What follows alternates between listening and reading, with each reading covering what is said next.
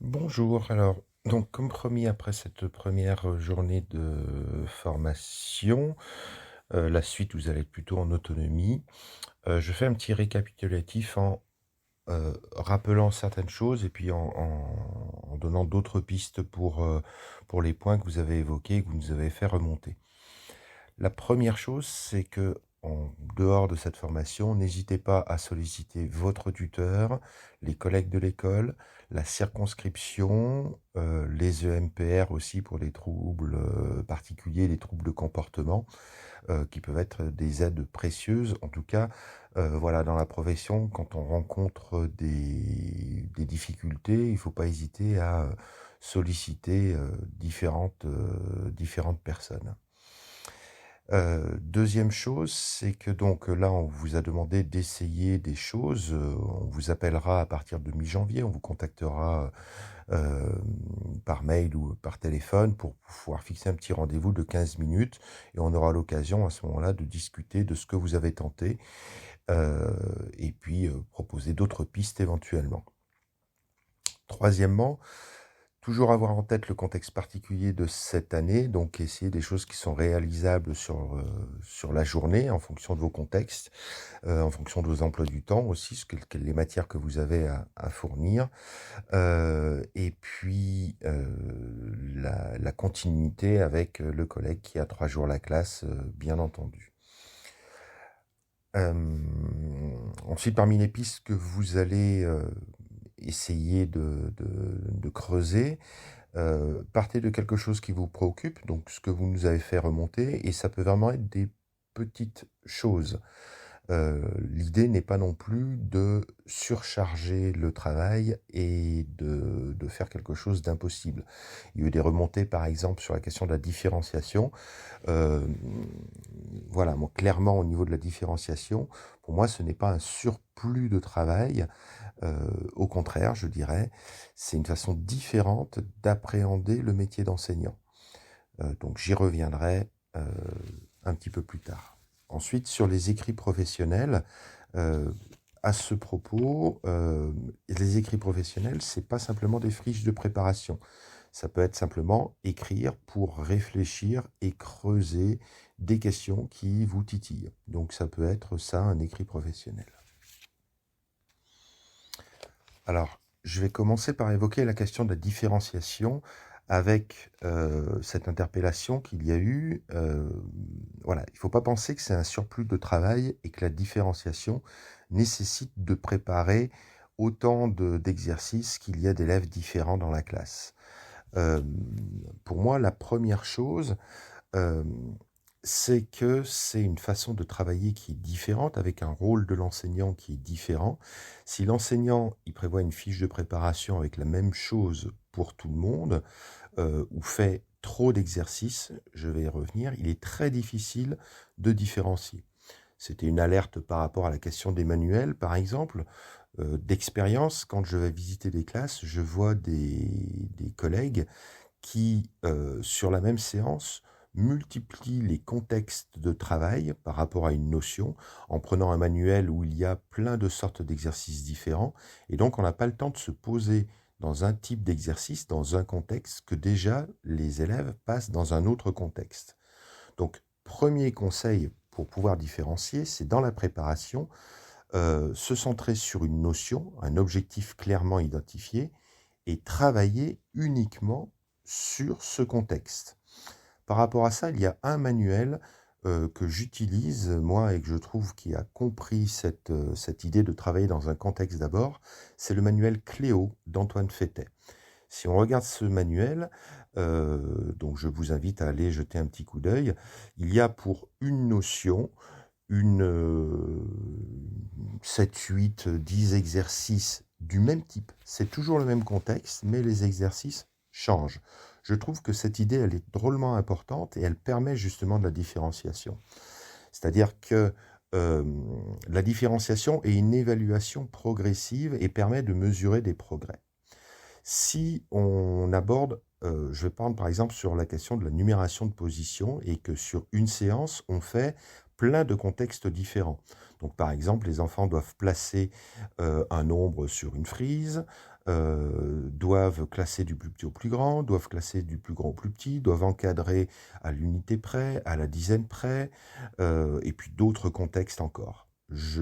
Voilà. Si on fait plusieurs exercices de ce type, il est très difficile de se poser et de différencier, parce que comme on a des contextes différents, on n'a jamais le temps de se poser sur un contexte pour aider les élèves qui sont en difficulté. On fait un exercice, on a 5 minutes, on doit en faire un autre, on a 5 minutes. Donc je dirais la première base sur la question de la différenciation, c'est de tenter de ne pas multiplier les contextes. Moi, personnellement, si je travaille sur la numération, eh bien une fois, je vais travailler sur classer du plus petit au plus grand. Et là, on va faire plein d'exercices sur classer du plus petit au plus grand. Ce qui fait que lorsqu'on fait les exercices, eh bien, je repère assez vite les élèves qui arrivent bien, qui vont devenir des aides pour les autres, et je peux creuser et je peux différencier parce que sur ma séance, je ne multiplie pas les contextes différents. Donc d'ailleurs, alors je ne sais plus qui avait parlé de ça, vous avez peut-être entendu parler en formation, mais on parle de contextualisation, décontextualisation. Pour apprendre, il est impératif de maîtriser d'abord dans un contexte, et lorsqu'on maîtrise un contexte, on passe à un autre contexte. Et donc c'est justement, à mon avis, un écueil du travail sur manuel, sur la plupart des manuels, ou si on part au départ des manuels. Hein. Je ne dis pas qu'il ne faut pas utiliser des manuels et des choses sur Internet, mais si on regarde de plus près, les fiches sur Internet ou dans les manuels proposent plein de contextes différents et on n'a jamais l'occasion de se poser. Donc voilà un argument peut-être un petit peu plus mesuré que ce que je vous ai dit la dernière fois, mais de veiller à ne pas multiplier les contextes. Je me souviens, voilà, j'avais visité une collègue qui faisait résolution de problèmes sur une séance de 45 minutes et elle proposait 5 exercices différents sur les problèmes. Bon, moi avec un exercice, je vais faire 3-4 séances avec un type d'exercice. Donc, si on veut différencier, il ne faut pas multiplier les contextes. Et ne pas multiplier les contextes, ça veut dire aussi bien cibler la notion que l'on veut travailler. Ça, c'est la première idée. Deuxième chose, alors la différenciation, ne pas penser que c'est un surplus de travail. Donc, c'est-à-dire qu'une fois qu'on a une notion et qu'on sait qu'on va travailler, pour moi, la différenciation, elle va être... Enfin, il faut penser à des choses pour ceux qui vont vite.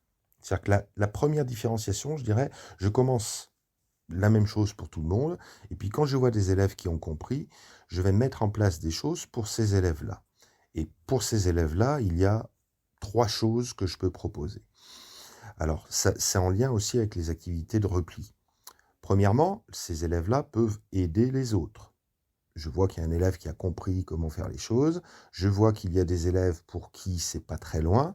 Plutôt que de le gérer moi-même, je vais leur dire de se mettre en binôme et puis de voir ça ensemble pour voir comment les choses évoluent. Ça, c'est la première idée. Donc, ceux qui ont terminé avant les autres et qui vont plus vite vont être des aides pour le fonctionnement de la classe et pour les apprentissages de tout le monde.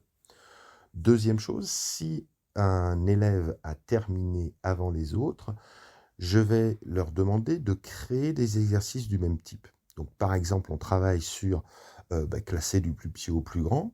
Et donc, quand je vois que des élèves ont bien compris cette notion-là, je vais leur dire, maintenant, inventez un exercice, faites-le, et puis ensuite, vous allez pouvoir le donner à un autre élève. Ce qui veut dire que ces élèves-là, j'ai plus trop à m'en occuper. La consigne, j'ai pas besoin de vérifier. Je sais qu'ils ont compris, donc je vais pas vérifier tous les exercices qu'ils sont en train de faire.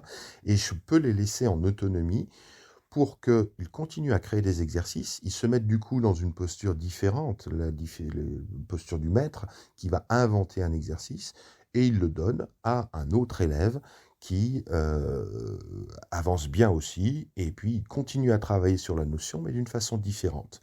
Et vous voyez que sur ce type de différenciation, je n'ai pas grand-chose à faire. C'est-à-dire que voilà, j'ai rien à faire de nouveau, j'ai pas de correction à avoir derrière, mais parce que j'ai ciblé des élèves qui se débrouillent bien. Et ce groupe d'élèves qui se débrouillent bien va augmenter au fur et à mesure des séances. Et donc moi, je vais pouvoir à ce moment-là, grâce à cela, consacrer beaucoup plus de temps pour les élèves qui sont plus en difficulté. Je prends l'exemple de classer un grand nombre. Si je fais 3 séances, on va dire, pour travailler cette notion-là, dans ce contexte-là, eh bien la première, il va peut-être y avoir sur 25 élèves, une dizaine d'élèves qui ont compris dès la première séance. Ceux-ci, je les laisse se débrouiller, ou alors ils vont pouvoir aider les autres. Mais en tout cas, je vais plus trop m'en occuper, ils vont plus happer mon temps. Ce qui fait que je vais pouvoir dégager du temps pour les autres. Et les autres, ce groupe va se réduire petit à petit au fur et à mesure des séances. Bon, autre chose, si ça ne suffit pas au niveau du nombre de séances, je vous avais dit qu'un élément de différenciation qui était important pour moi, c'était dans ma journée d'avoir placé dans mon emploi du temps chaque jour au moins 20 minutes de temps dit de travail personnalisé pour pouvoir reprendre des choses très importantes avec certains élèves. Donc une idée, c'est déjà peut-être, si vous arrivez, dans votre emploi du temps, de caler ce temps de 20 minutes qui vous permettra justement de travailler à la carte par rapport aux élèves. Donc différenciation pour les bons. La troisième idée, ce serait de, voilà, je pense en numération par exemple, les élèves qui pour moi ont déjà compris le principe de numération de position en CE1, eh bien, ils ont à disposition un fichier, et quand on aborde un nouveau contexte et qu'ils comprennent très vite, eh bien, ils continuent sur ce fichier, que moi je corrige, ça ne me prend pas énormément de temps. Bien souvent, ils ont peu d'erreurs sur les exercices, puisque je sais qu'ils sont assez autonomes par rapport à ça, ou alors ça peut être un fichier autocorrectif. Fichier, il suffit de faire des photocopies. Donc, en donnant ces exemples-là, je suis en train de dire que la différenciation, si on la pense pour les élèves qui se débrouillent bien pour se dégager du temps pour être avec ceux qui ont plus de difficultés, ce n'est pas un surplus de travail. Il ne faut pas imaginer que la différenciation se fait en amont de la classe avec plein de choses. Ça peut arriver. Quand il y a des élèves qui sont en grosse difficulté, on va tenter des choses différentes. Mais en tout cas, pour moi, c'est vraiment pas un surplus de travail. Et je dirais même au contraire, voilà, ça me dégage du temps. Et surtout, c'est pas un surplus de travail parce que on imagine simplement, si je fais une séance de classe sur la numération où j'ai 7 contextes différents, ce qui arrive parfois, 7 types d'exercices différents, et bien du coup, au niveau de la correction, ça me demande beaucoup plus de travail.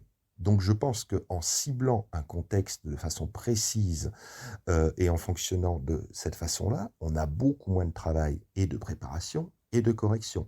Et d'ailleurs, les contextes, bien souvent, pour par exemple classer du plus petit au plus grand, pour reprendre cet exemple-là, j'invente les situations en direct pendant le temps de classe. Donc ça ne me demande pas énormément de travail. Ensuite, s'il y a des élèves qui sont vraiment récalcitrants, peut-être alors à ce moment-là, étant donné que bon, voilà, on travaille sur classer du plus petit au plus grand, eh bien les élèves qui arrivent, eux, ils vont être en autonomie, ils vont faire des choses, ils vont inventer des exercices, mais j'ai du temps à consacrer pour un groupe que je vais avoir plutôt en tutelle pour essayer de creuser avec eux. Et à ce moment-là, je vais peut-être mettre en place des choses particulières sous forme de manipulation. Voilà. Voilà. Mais l'important par rapport à la différenciation, c'est vraiment d'arriver à éliminer petit à petit les élèves, éliminer, enfin, dans le sens métaphorique, mais à laisser les élèves qui se débrouillent bien en autonomie, tout en travaillant, en continuant à travailler, pour me dégager du temps pour aider les élèves qui sont en difficulté. Donc, concrètement, voilà, à mon avis, des propositions concrètes si vous voulez essayer de différencier. Alors, selon vos matières, moi, je ne sais pas ce que vous avez, mais pensez que quand vous arrivez pour une séance, proposez uniquement un contexte avec plusieurs exercices répétitifs dans le même contexte. Jetez un coup d'œil sur Cléo d'Antoine Fétet qui donne à mon avis de bonnes idées par rapport à ça. Si vous prenez des choses sur Internet, mais ne multipliez pas les contextes, parce qu'en fonctionnant de cette façon-là, et bien sur un module de 3 ou 4 séances sur une notion très précise, vous avez du temps pour réguler et pour mettre en place de la différenciation au fur et à mesure de vos séances. La première séance, ça va être commun à tout le monde. Vous allez identifier ceux qui arrivent bien. La deuxième séance, ceux qui arrivent bien, ils vont pouvoir créer des exercices ou fonctionner sur un fichier ou aider les autres. La troisième séance, ça va être pareil. Et puis petit à petit, ce groupe d'élèves qui est arrivé va grossir et vous pourrez consacrer du temps aux élèves qui ont plus de difficultés. Donc voilà, au niveau de la différenciation, une piste, à mon avis, qui peut être facilement euh, mise en place, même dans le contexte dans lequel vous êtes, où vous devez suivre ce que fait l'enseignant qui est en place. Dernière chose, c'est que la différenciation, pour moi, elle est vraiment liée à l'évaluation formative.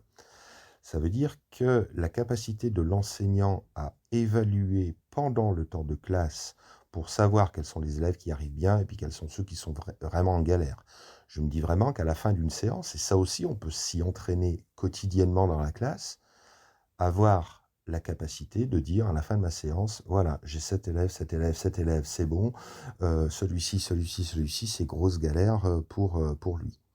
Mais pour pouvoir avoir cette qualité d'observation, il faut se dégager des temps, d'où la question des temps en autonomie, et se ménager un temps où, pendant la séance, au début, pendant et puis à la fin, on se dégage du temps pour survoler rapidement la classe en 2 minutes pour voir. Moi, j'ai un petit carnet où je note les prénoms, je me dis ceci, voilà, là, ça va être bon la prochaine fois. Soit je les utilise comme soutien aux autres, soit je leur fais faire quelque chose de différent. Et donc, voilà, il me semble vraiment que la question de la différenciation, si on n'a pas cette évaluation formative, c'est-à-dire que si à la fin de chaque séance, ça peut être une petite évaluation aussi sur l'ardoise, hein, ou alors sur une feuille de papier. Moi, bien souvent, je fais ça. Par exemple, sur classer les nombres, on va le travailler sur l'ardoise. Voilà, je ne veux pas forcément tout mettre sur les cahiers. Ça aussi, c'est important pour pouvoir faire de la différenciation. Je vais y revenir d'ailleurs. Mais donc, on va le travailler. Et puis, il y a des élèves qui vont y arriver. Et puis, à la fin de la séance, je leur dis 3 minutes, j'en mets une au tableau, et puis vous le faites. Et je vois ceux qui y arrivent, ceux qui n'y arrivent pas. Donc, pour pouvoir mettre en place de la différenciation, il faut avoir une idée claire de qui y arrive, qui n'y arrive pas. Je reviens sur la question des traces écrites. Donc je vous en ai parlé un petit peu, mais je pense que si vous voulez avoir moins de travail et plus de disponibilité pour faire de la différenciation, il ne faut pas forcément tout mettre sur le cahier du jour, sinon vous allez avoir plein de corrections. Donc du coup, la différenciation, c'est moins de travail aussi. C'est-à-dire que moins de travail pour l'enseignant, c'est-à-dire que c'est pas un surplus de travail. Parce que si en effet on travaille beaucoup sur brouillon, sur ardoise et qu'on fait bosser les élèves, mais qu'on a le souci d'identifier ceux qui arrivent, ceux qui n'y arrivent pas, et qu'on fait des petites traces écrites très très courtes à la fin dans un contexte, on a beaucoup moins de corrections en réalité. Voilà, moi par exemple sur je reprends l'exemple de classer des nombres du plus petit au plus grand. Voilà, je dirais, à la fin de la séance, je ménagerai un temps de petite évaluation formative en mettant un exemple, et puis les élèves font l'exercice. Je vois ceux qui y arrivent, ceux qui n'y arrivent pas. Et la séance d'après, j'en redonnerai un autre. Et ça dure 2-3 minutes simplement. Mais c'est un seul exercice. C'est pas une évaluation qui va durer 25 minutes à la fin avec plein de contextes différents. Et pour pouvoir faire ça, il faut très bien cibler un contexte. Si vous utilisez un manuel, et vous êtes peut-être obligé d'utiliser un manuel, vous pouvez garder cette idée peut-être pour, tout en utilisant le manuel, choisir les contextes qui vous paraissent le plus pertinents. Même si vous suivez le manuel, vous n'êtes pas obligé de faire tous les exercices du manuel, ou alors en choisir un que vous trouvez particulièrement pertinent par rapport à ce que vous voulez travailler, et puis les autres, les faire de façon beaucoup plus rapide, beaucoup plus magistrale. Ça peut être une possibilité de faire ça. Et ça peut être aussi, sur un manuel que vous utilisez comme MHM, par exemple, construire d'autres exercices du même type qu'un des exercices qui vous est proposé pour pouvoir creuser la notion. Je prends l'exemple de MHM, par exemple. Donc moi récemment, je suis allé visiter quelqu'un qui utilisait MHM et il y avait quelque chose sur la résolution de problèmes avec un travail sur les représentations sous forme de réglettes.